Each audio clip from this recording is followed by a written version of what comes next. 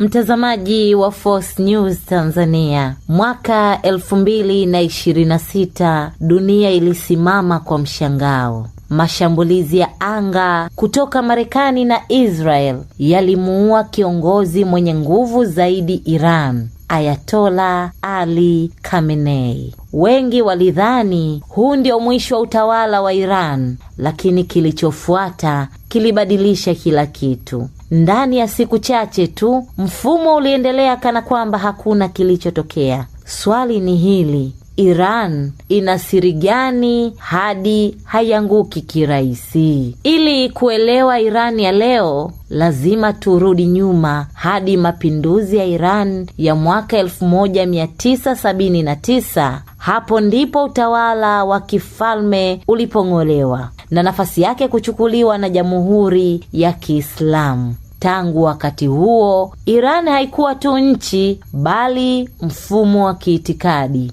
mfumo unaochanganya dini, siasa na nguvu ya kijeshi. Na kwa zaidi ya miaka 40, mfumo huo umeendelea kuishi licha ya vita, vikwazo vya kiuchumi na maandamano ya ndani. Tofauti na nchi nyingi, Iran haimtegemei mtu mmoja tu. Ni kama mti wenye mizizi mingi. Ukikata tawi moja, mwingine unaendelea kukua. Baada ya kifo cha Ayatollah Ali Khamenei, mwanawe Mojtaba Khamenei alichukua nafasi haraka. Hii inaonyesha kitu kimoja muhimu: mfumo wa Iran umejengwa kujiendesha, sio kutegemea kiongozi mmoja. Ndani yake kuna taasisi kama baraza la uongozi, taasisi za kidini na vyombo vya usalama ambavyo vyote vinafanya kazi kulinda mfumo. Lakini nguvu kubwa zaidi ipo kwenye jeshi maalum, Islamic Revolutionary Guard Corps. Hili si jeshi la kawaida,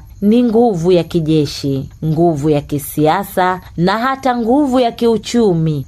IRGC inasimamia makombora, droni na operesheni za nje ya nchi. Pia ina mtandao wa wanamgambo Basidi wanaodhibiti maandamano ndani ya nchi. Na kitu cha kushangaza zaidi, kila kiongozi ndani ya IRGC anaandaliwa mbadala wake mapema, hivyo hata wakiondoka mfumo hauyumbi.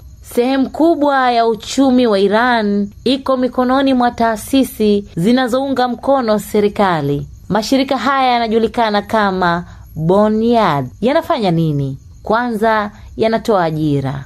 Pili, yanagawa pesa. Tatu, yanajenga uti wa kisiasa. Kwa lugha rahisi, watu wengi wanafaidika na mfumo, hivyo wanalinda mfumo usianguke. Lakini nguvu kubwa kuliko zote ni imani. Iran imejengwa juu ya itikadi ya dini ya Kiislamu na utaifa. Kwa baadhi ya wafuasi, kulinda mfumo si siasa tu, ni wajibu wa kidini. Hata kufa kwa ajili ya mfumo huonekana kama heshima, hivyo inafanya mfumo kuwa mgumu zaidi kupinduliwa. Lakini si kila kitu kiko sawa. Vijana wengi wa Iran wanachoshwa na mfumo. Wamekuwa wakiongoza maandamano makubwa kama vuguvugu la kijani la mwaka 2009 na maandamano ya 2022 baada ya kifo cha Mahsa Amini. Tatizo kubwa ni kwamba upinzani haujaungana, na bila umoja ni vigumu kuangusha mfumo. Leo hii